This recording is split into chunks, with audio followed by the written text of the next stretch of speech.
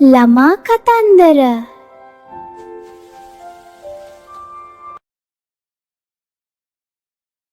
ඔන්න එකමත් එක කාලෙක හරිම හොඳ මීයාළුව දෙන්නෙක් හිටියා.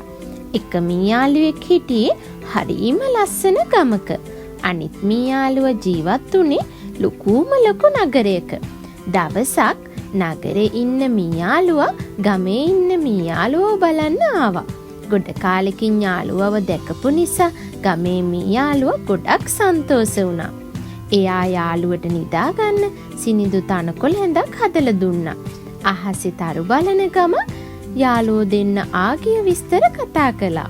වත්තින් වැටුණු වට්ටක්ක කෑලිත් කාලා හඳ එළියේ සෙල්ලම් කළා.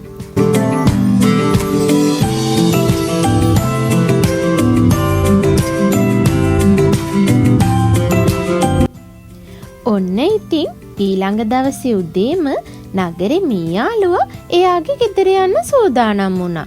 යාළුවේ මට දැන් ගෙදර යන්න ඕන. ඔයාගේ ගම ලස්සන වුණාට මගේ නගරේ තියෙන රස කෑම මන් නිදා ගන්න සැප පහසු ඇඳ මට ගොඩාක් මතක් වෙනවා. මේ කතාව අහපු ගමේ මීයාළුවට ගොඩාක් දුක හිතුණා. ඉතින් නගරේ මීයාළුවා එයා ජීවත් වෙන ලස්සන නගරය බලන්න ගමේ මීයාළුවටත් ආරාධනා කරලා ආපහු එයාගේ නගරෙට යන්න පිටත් වුණා.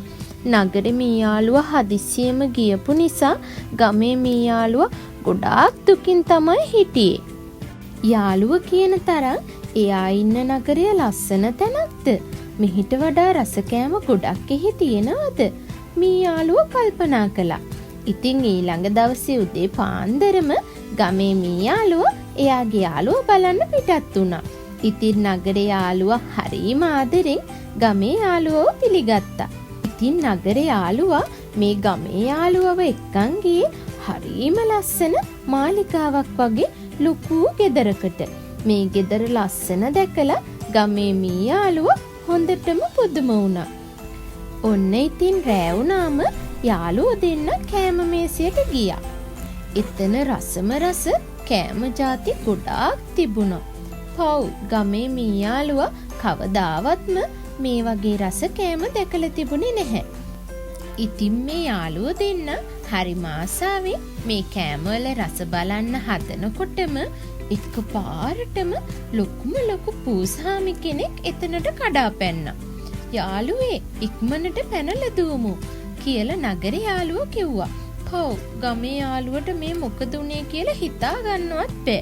ඉතින් මේ යාළුවෝ දෙන්න හැංගෙන්න හිතාගෙන දුවද්දි මේ ගෙදර අයිතිකාර නෝනත් කොස්සක් අරගෙන මේ දෙන්න පස්සෙන් එලවන්න පටන් ගත්තා. අන්තිමේදී මේ යාළුවෝ දෙන්නට කොහොම හරි බේරිලා හැංගෙන්න පුළුවන් වුණා. ඒත් ගමේ යාළුවෝ නම් තාම ඉන්නේ හරිම බයෙන්.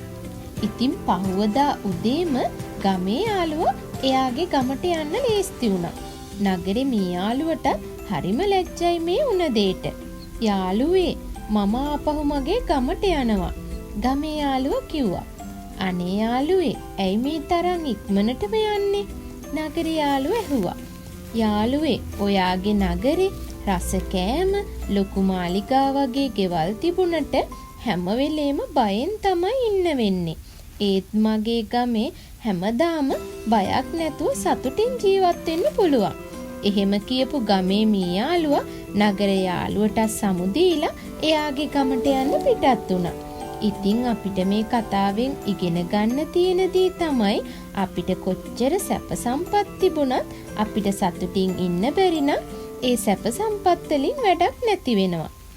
ඉතින් ආයෙමත් අලුත් කතාවකින් අපි හමු වෙමු.